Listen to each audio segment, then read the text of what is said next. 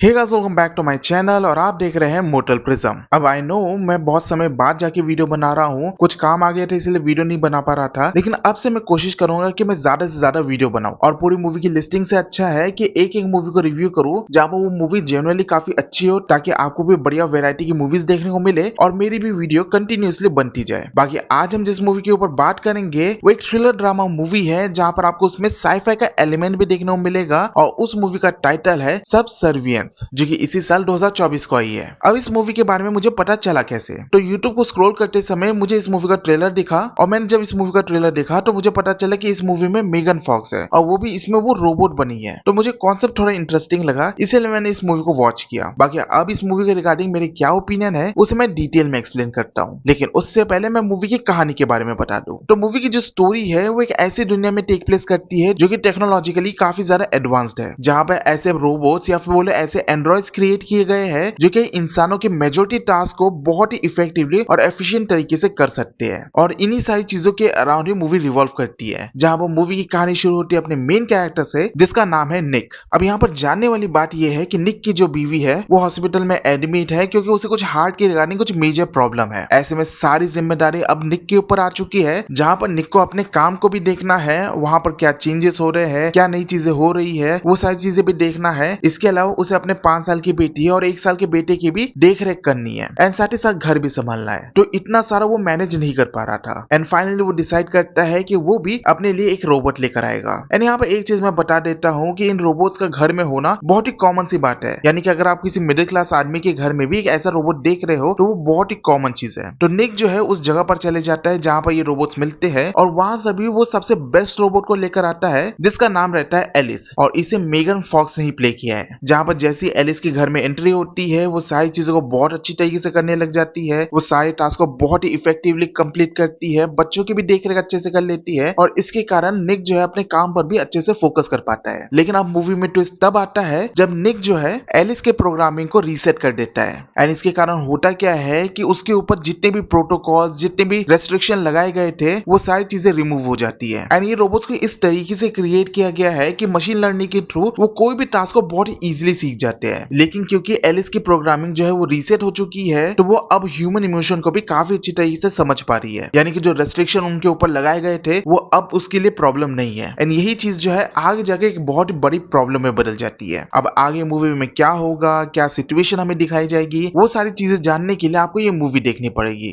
बाकी अगर मैं मूवी की डिटेल्स की बात करूं तो मैं ये चीज क्लियर कर देता हूं कि शायद तक आपको ये मूवी उतनी पसंद नहीं आएगी, क्योंकि मूवी जो है काफी स्लोली चलती जाती है और यहाँ पर जो है कॉन्वर्सेशन पर ज्यादा फोकस किया गया है। यहाँ तक कि जो मूवी का मेन प्लॉट है वो भाई सेकंड हाफ से शुरू होता है, यानी कि फर्स्ट हाफ तक चीजों को सिर्फ सेटअप करने में ही चले जाता है और कई सारे जो कैरेक्टर्स जो कि शायद इंपॉर्टेंट नहीं भी है उन्हें भी इंट्रोड्यूस कराकर वहां पर कॉन्वर्सेशन की जा रही है। तो ये एक बहुत बड़ा ड्रॉबैक है इस मूवी का। लेकिन यहाँ पर एक चीज जो है मुझे काफी इंटरेस्टिंग और काफी रियलिस्टिक लगा कि यहाँ पर जितने भी एम्प्लॉयज है जो कि ह्यूमंस है उनको रिप्लेस करके यहाँ पर रोबोट को रखा जा रहा है, क्योंकि भाई रोबोट के मेंटेनेंस काफी इजी हो जाता है, प्लस वो वर्क भी ज्यादा कर पाता है। और ये चीज कहीं ना कहीं रियलिटी भी है, क्योंकि आज के समय में देख ही पा रहे हैं कि एआई कितना ज्यादा बूम हो रहा है। एआई जो है दिन में दिन एडवांस होते जा रहा है और कई सारी जो चीजें है, कई सारे टास्क है वो ऑटोमेटेड हो चुका है। बाकी इन सारे मुद्दों पर ज्यादा कुछ खास तो चीजें प्रेजेंट नहीं की है। मोस्टली स्टोरी जो है निक और एलिस के कैरेक्टर के अराउंड रिवॉल्व करती है, प्लस यहाँ पर जो एक्टर्स की परफॉर्मेंस है वो भी डिसेंट मैं बोल सकता हूँ, ऐसा कुछ स्पेशल नहीं था। और ये सारी चीजें मूवी के क्रिएटर्स को पता थी, इसलिए मूवी के अंदर एक सीन डाला गया है। अब यहाँ पर मेगन फॉक्स भी है तो सोचा कि एक सीन डाल ही देते हैं और ऐसा एक सीन है मूवी के अंदर। बाकी अगर मैं सारे फैक्टर्स को मद्देनजर रखते हुए अगर मैं इस बारे में बात करूं कि मुझे मूवी कैसी लगी है तो मैं सिंपली बोलूंगा कि मुझे मूवी ठीक ठाक टाइप की लगी है। और इस मूवी को अगर मैं रेटिंग देने जाऊं तो ज्यादा से ज्यादा मैं इस मूवी को 5 में से 2.5 स्टार की रेटिंग दूंगा। बाकी टाइम पास के लिए एक बार ये मूवी देखी जा सकती है। और मैं ये बता दूं कि ये मूवी इंडिया में अवेलेबल नहीं है, यानी कि इसे देखने के लिए आपको इंटरनेट की शक्तियों का इस्तेमाल करना पड़ेगा। बाकी आगे का डिसीजन आपका है। तो ये था मेरा complete review over the movie Subservience. इसी के साथ हम ये वीडियो यहीं पर एंड करते हैं। होप करता आपको ये वीडियो इन्फॉर्मेटिव लगा हो, और अगर आप इसी तरह की फ्यूचर कंटेंट देखना चाहते हैं तो आप मेरे चैनल को सब्सक्राइब कर सकते हो। मैं मिलता हूं आपसे नेक्स्ट वीडियो में और ऐसे मूवीज के साथ। तब तक के लिए गुड बाय।